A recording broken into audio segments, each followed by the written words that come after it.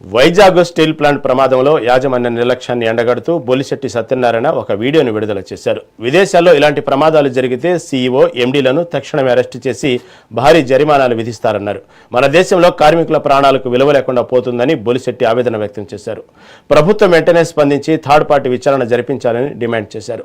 ప్రమాదానికి బాధ్యులైన CMD, director జనరల్ను arrest చేయాలని, కంపెనీకి 500 కోట్ల నుండి 1000 కోట్ల రూపాయల వరకు భారీ జరిమానా విధించి బాధితులకు తక్షణమే నష్టపరిహారం అందించాలని కోరారు. మాటలు గాని ఏమాత్రం నాకు రుచించడంలా.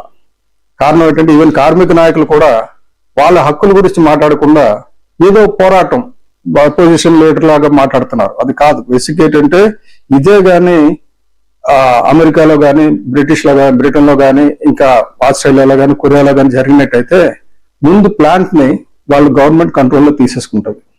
లోకల్ అడ్మినిస్ట్రేషన్ కంట్రోల్లో ఉండదు. డేటా మొత్తం కలెక్ట్ చేసుకుంటారు. ముందు ఆ ప్లాంట్ తాలూకా మేనేజింగ్ డైరెక్టర్ని, డైరెక్టర్ ఆపరేషన్ ని, సేఫ్టీ ఆఫీసర్ని అరెస్ట్ చేస్తారు, లోపల వేసేస్తారు. ముందు తర్వాత మాట్లాడతారు. ఆ భద్రతా అధికారుల దగ్గర కూడా ఇప్పుడు వెళ్లకుండా ఒక 3 మెంబర్ కమిటీ అపాయింట్ చేశారు. వాళ్ళు వస్తారు, వాళ్ళు తూతూ మంత్రంగా చూస్తారు, వెళ్ళిపోతారు. ఇది కాదు కదా కావాల్సింది. ఇదే కొరియాలో అయితే సీరియస్ యాక్సిడెంట్ పనిష్మెంట్ యాక్ట్ అని ఒకటి ఉంది. యాక్సిడెంట్స్ కి ఒక యాక్ట్ ఉంది. అలాగే అమెరికాలో కూడా దీన్ని విల్ఫుల్ నెగ్లిజెన్స్ కింద తీసుకొస్తారు.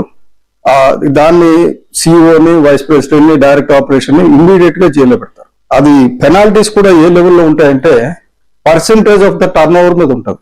అంటే ఇప్పుడు జరిగిన బ్లాస్ట్ వేరే దేశాల్లో జరిగితే భారతదేశం టర్న్ ఓవర్ ప్రకారంగా కనీసం 500 కోట్ల నుంచి 1000 కోట్ల రూపాయలు జరిమానా విధిస్తారు. అంత పెద్ద జరిమానా ఎప్పుడైతే విధిస్తారో ప్లాంట్ లో ఆ జరిమానా కంటే భద్రతా నియమాలు పాటించడమే తక్కువ ఖర్చు అవుతుంది. కాబట్టి భద్రతా నియమాలు స్ట్రిక్ట్ గా ఉంటాయి.